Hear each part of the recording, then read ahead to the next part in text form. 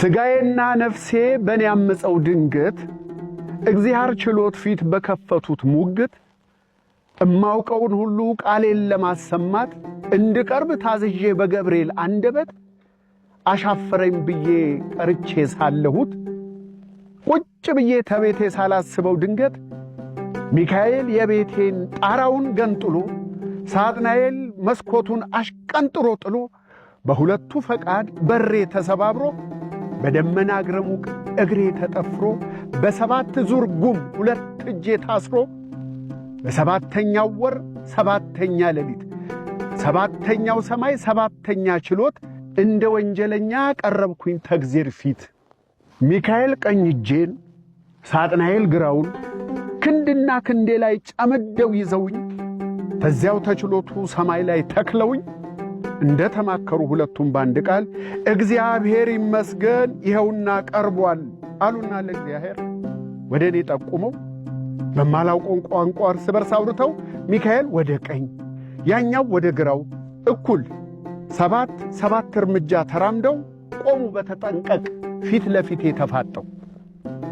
እግዚአብሔር በመንበሩ እንደተሰየመ ትዕግስቱን እያጣ ቁጣው እየጋመ ለሰባት ዓመታት ከሰባት ደቂቃ አስተዋለኝና ከጎኔ ያሉትን ታውቃቸዋለህ ወይ አለኝ በእግዚአብሔርኛ።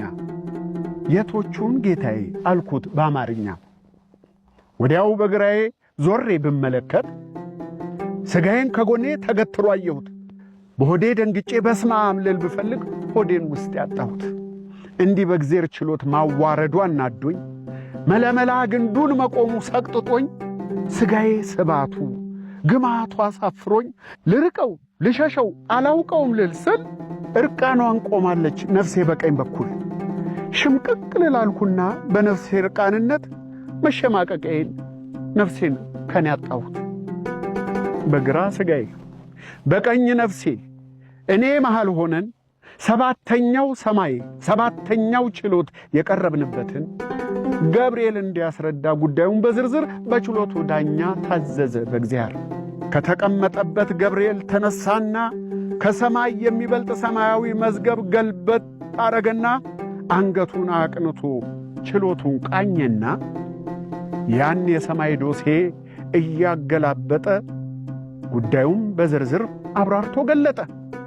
ነፍስና ሥጋዬ የተቆጡበትን እግዚአብሔር ችሎት ፊት የቀረብንበትን እኔ በመሃል ሆኜ የበደልኳቸውን ሰባት በጋና ሰባት ሙሉ ክረምት ሰባተኛው ሰማይ ሰባተኛ ችሎት አቀረበ ገብርኤል ዝርዝሩን ራፖርት። የገብርኤል ራፖርት እንደተፈጸመ እግዚአብሔር ባንክሮ እንደተደመመ ራሱን ነቅንቆ እየተገረመ በላ ምትለውን ልስማህ ንገረኛ፣ ታምናለህ አታምንም አለኝ በአማርኛ። ምኑን ነው ጌታዬ አልኩት በእግዚአብሔርኛ።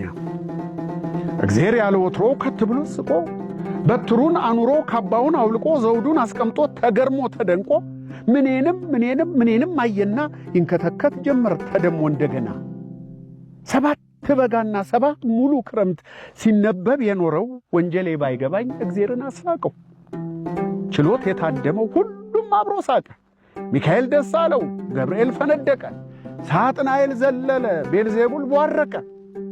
ሥጋ ነፍሴና እኔ ብቻ ግራ ገብቶን ፍርዱን እስክንሰማ እስክናውቀው ጓጉተን አንድ ጊዜ እርስ በርስ አንድ ጊዜ ገብርኤልን አንድ ጊዜ ቤልዜቡልን አንዴ ሚካኤልን አንደዜ እግዚአብሔርን አንዴ ሳጥናኤልን በሳቃቸው መሃል ስናይ ተደናግጠን ሰባት ጊዜ 70 ዓመታት ቆይተን በሰባተኛው ወር ሳቃቸው ሁሉ አልቆ በሳቅ የወረደው እንባቸውም ደርቆ ሰባተኛው ችሎት ጸጥ አለ ባንድ አፍታ። ሥጋዬ ውስጥ ያለው ልቤ ልቡ መታ፣ ነፍሴ ተደበቀች ነፍሴ ውስጥ ገብታ፣ እኔም ውስጥ ዝም አለ የውስጤ ዝምታ። እግዚአብሔር እንደገና ካባውን ደረበ፣ ጨበጠ በትሩን፣ አጠለቀ ዘውዱን። አንዴ ሚካኤልን አንዴ ሳጥናኤልን ግራ ቀኝ አየና ምን እንደው ፍርዳቸው ሐሳብ እንዲሰጡ በእጁ ጋበዛቸው። ሳጥናኤል ሐሳቡን ይፎክረው ጀመር። ሥጋውን በድሏል በእውነት ይፍጡር፣ ምንም የማያውቀው የዋሁን ሥጋውን ለሰው ይምሰል ብቻ ወይ ላይ ጠቅማት ነፍሱን አንገላቷልና ይህንን ውብ ሥጋ ይህንን ውብ ገላውን እግዚአብሔር በጥበብ ነፍስና ሥጋውን በውስጡ አዋህደ ሰተኛ ሁኑን ይዤው ልሂድና ላሳየው ሲኦልን አለና ፎከረ። እንደተገለለ ሚካኤል በተራው ሐሳቡን ቀጠለ። ነፍሱ በምድር ላይ በእውነት ተጨንቃለች።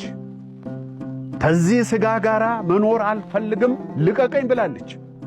ግን በግብዝነት ለማይጠቅመው ነገር ለሥጋ እያደላ ቢበድላት መጣች ይኸው አቤት ብላ። የምድሩ ስቃይዋ መከራ ፍዳዋ ይበቃታልና ነፍሱን ከሥጋዋ በዚህ በፍጡር ውስጥ አንድ ላይ አኑረው ስጠኝ ይዤው ልሂድ ገነት ይሁን ቦታው አለና ቁጭ አለ ሚካኤል በፈንታው። እግዚአብሔር በታሪኩ አይቶት የማያውቀው ግራ የሚያጋባ ዳኝነት ገጠመው። ለማን እንደሚሰጥ ብይኑ አስጨነቀው። አሰበና ፊቱ ድንገት በርቶ ሚካኤልና ሳጥናኤልን ጠርቶ ሰው አንድም ለነፍሱ ወይ ለሥጋው ያድራል፣ እንዴት ሁለቱንም በምድር ይበድላል አለና እግዚአብሔር በእግዚአብሔርኛ እንዲህ ያለ ፍርዱን በእግዚአብሔር አማርኛ እንዳንተ ያለ ፍጡር መፍጠሬን በምድር ማስታወስ አቃተኝ እጠራጠር ጀመር። ነፍስና ሥጋህን ቢቀር ማስማማት እንዴት አንዳቸውን መሸከም ያቅት? ሥጋህን በድለ ለነፍስህ አላደላ፣ ነፍስህን አጉድፈ ሥጋህን አልጠቀምህ። ለሲኦል አትመጥን፣ ለገነት አትበቃ፣ ለፍርድ ማትመጭ አስቸጋሪ ነገር አወዛጋቢ ቃ ነህና ሂድ በቃ። ሄደህ ዘላለም ኑር ከመጣህበቱ፣ ሥጋህን ሳጥናኤል ይውሰደው ወደ ርስቱ፣ ነፍስህን ሚካኤል ያኑራት ገነቱ ብሎ አሰናበተኝ እግዚአብሔር ከፊቱ። ሰባተኛው ችሎት ይህም ፍርድ አግኝቼ ሥጋዬን ለሲኦል ነፍሴን ገነት ትቼ ዘላለም እንድኖር እግዚአብሔር ፈርዶልኝ አለ ሥጋ ለነፍስ እንድኖር ፈቅዶልኝ ባዶን ሂድ ብሎኝ ባዶዬን መጣሁኝ።